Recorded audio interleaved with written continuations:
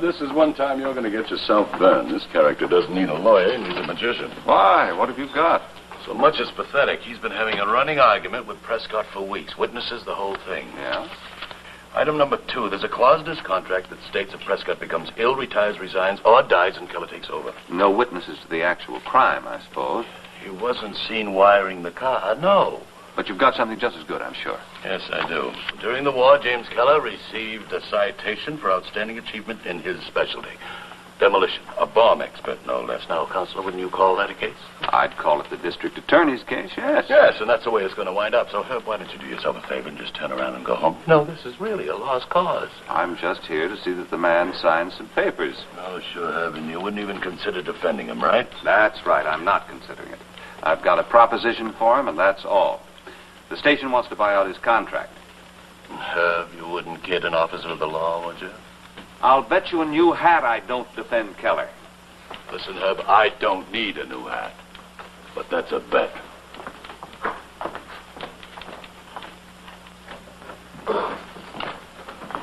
Keller, this is Mr. Maris, an attorney who's representing the station. Miss Horton wanted me to see you. Thanks, Lieutenant. Yeah.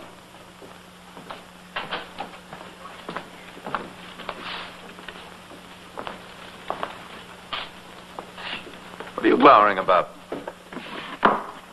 There's your new hat. Look, it's even got a feather in it.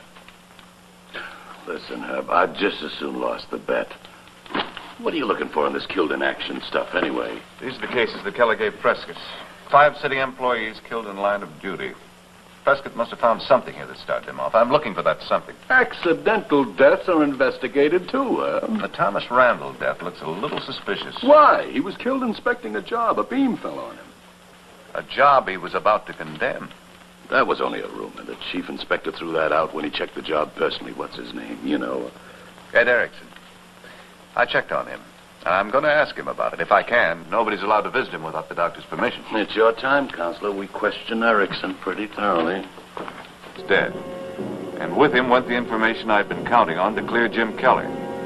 The medical examiner's report estimated time of death to be within 2 hours, which meant I'd been only minutes too late. This stuff. And did you get a load of that lobby, Herb? It looks more like a palace. Yeah. For a civil service employee with a small pension, Erickson certainly lived well. Too well. It looks like a payoff to me. This really hurts. Just when he was getting ready to talk. How do you know? Erickson was a sick man with something on his conscience he wanted to spill on TV. Who says? His doctor. Prescott asked him if Erickson was well enough to appear in his show.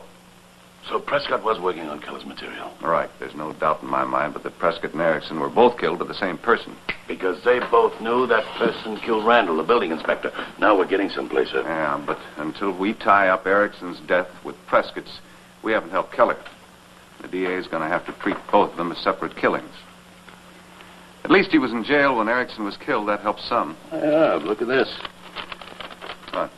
It's a bill from the florist at the Cedar Knoll Cemetery. To Edward P. Erickson, annual commemoration for T.W. Randall. Amount due $15, representing your 50% cost of wreath. I wonder who the florist billed for the other half.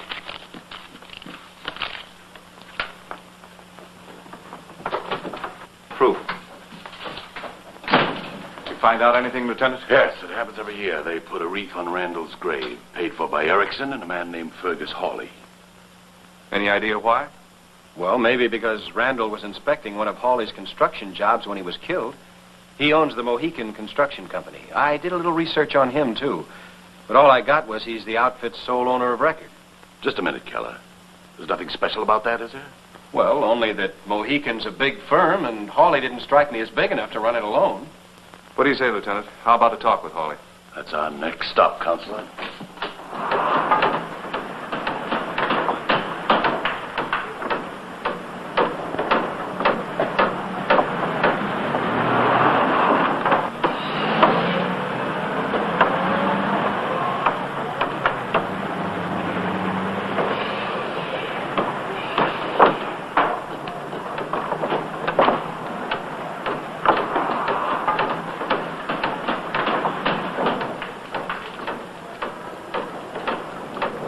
What can I do for you, gentlemen? My name's Hawley. One of the boys said you wanted to see me. How do you do? I'm Lieutenant Weston. This is Herb Maris, an attorney. Mr. Hawley? We have some questions we'd like answered. Well, go ahead. Supervising a job this size must keep you mighty busy. Well, I'm right here.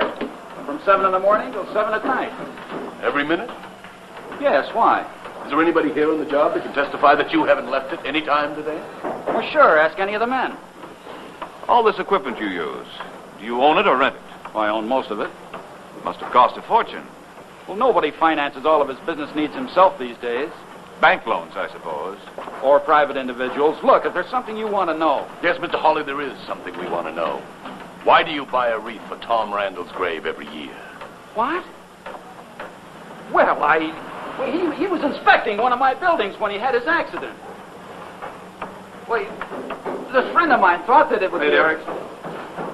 That's right. Rather unusual, isn't it? A construction man being a friend of a chief building inspector and sharing the cost of a wreath with him. Well, he thought it would be a nice idea. I didn't see anything wrong with it. Well, no reason at all, only from now on you'll probably want to buy another wreath every year. Ed Erickson was murdered today. Was he killed because he knew something about Randall's, quote, accident? Who put up the money for the job that Randall was inspecting? Was it Erickson? Then who? It's so long ago, I don't remember. You have records, we'll subpoena them. Well, Lieutenant, you can have the records, but it'll take 2 or 3 days to get the back files. You get them tomorrow. I'll be back today, Mr. Hawley.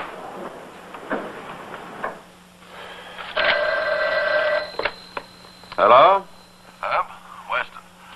Listen, I had a tail on Hawley all day, and you were right. He headed straight for home base, and guess where it turned out to be? The TV station. He went up to Janice Horton, stayed for 5 minutes, then he left. I'm having him brought in for questioning.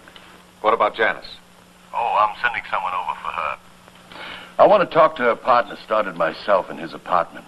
If she's tied up with Hawley, then Stoddard's bound to know something about it. I'll see you in court, Counselor. No, wait. I'm still Janice's attorney. Let me bring her in. We don't know the whole story on this yet. Wait a minute, Herb. We're wasting time. I can't take any chances now. I'll bring her in, I promise. She's more apt to cooperate if I talk to her first. Okay, but watch it, huh? Okay.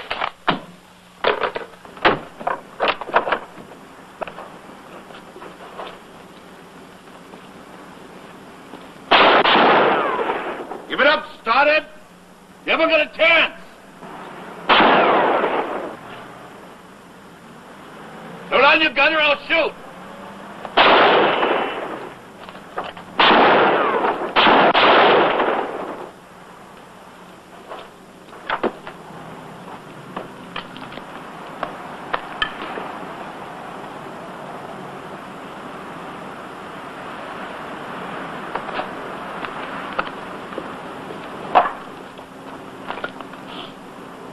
You all right?